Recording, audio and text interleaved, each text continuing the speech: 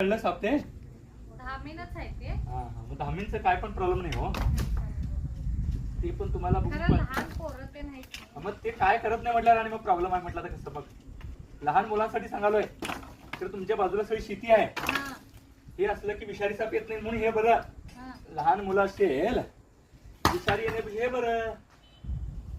खरं काय झालं माहिती परवा दिवशी तुमच्या मनाला वाटतं त्याच्यासाठी आम्ही पकडतो, पण ते काय करत नाही. बघा आता तो भिवून आम्हाला यायला तयार नाही तिकडनं आत त्याच्यामध्ये आहे. थोडं सर इकडे तर दादा इकडे आहे की जवळ, म्हणजे लोकांना ओरडती दाखवत येत नाही. तिकडे तिकडे जायला बघायला तो पण म्हणजे कसं आपल्या आजूबाजूला सामानमध्ये येऊन बसतात, आपण घाबरत असतो. पण हे बघा असा यमनापूरमध्ये आहे मित्रांनो एवढा मोठा धामण. म्हणजे माझ्या नजरेतून तुम्ही जर बघितला तर तो आपल्याला काही धोका नाही त्याचा, आणि आपण असा पकडतो सहज. त्याच्यावरून तुम्ही समजू शकता ही गोष्ट.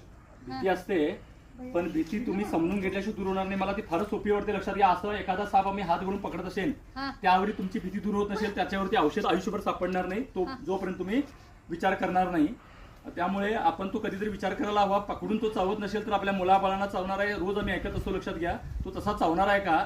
म्हणजे आता त्या गोष्टीचं आम्ही उत्तर काय द्यायचं आणि कसं सांगायचं ही समजत नाही. लक्षात द्या, 22 वर्ष काम करतो. लोकांना पकडल्यानंतर हातातनं साप चावत नसेल तर तरीही त्यांना चावतोय वाटत असेल, तरीही डेंजर वाटत असेल तर यासाठी काय वाटत नाही. तुम्ही कमेंटमध्ये कमेंट करू शकता की सापाची भीती नेमकी कशी दूर करता येते. हा असा शेपटीवर उंटाळे घालतोय, तुम्ही बघू शकता. काट मारल्यावर म्हणतात पण त्याच्या शेपटीत विषारी काटा आहे, शेपटीने मारतोय असा एक खोटा आरोप केला जातोय. असं काय नसतं, लक्षात या.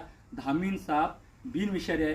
कधी तर ते चुकून चावू शकतात, चावला तरी काय होत नाही, पकडून चावत नाही, लेक्चर द्यायची गरज नाही आहे. दुसरा विषारी साप येत नाही.